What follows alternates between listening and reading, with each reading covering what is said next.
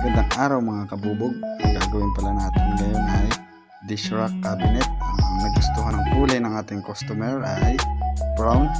Ayan guys. Hindi ko na pala naisama dyan yung pagbuo ko niyan kasi medyo busy tayo guys. At sa mga gusto pala magpagawa guys, just PM lang po kayo sa aming page, ang aming ANJ Glass and Aluminum. Dito lang po yan sa Pande, Bulacan. Ayan po guys, and ito po yung aming finished product. Ayan guys, pinapakita na po ng aking helper na si Tyson. Ayan po, ang sa gitna po natin ilagayan ng mga plato. And then ayan po ang sa ilalim natin, ang kanyang tubigan. Ayan, and then sa ilalim po, kaya open siya guys, siya po ilagayan ng oven. Ayan po guys, and then sa ilalim po kung ano yung mga gusto ng customer, yun ang ilalagay.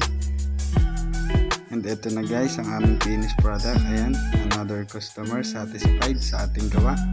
At maraming salamat po sir. Sa mga nais po magpagawa, just PM lang po kayo sa aming page ANJ Glass and Aluminum. Thank you.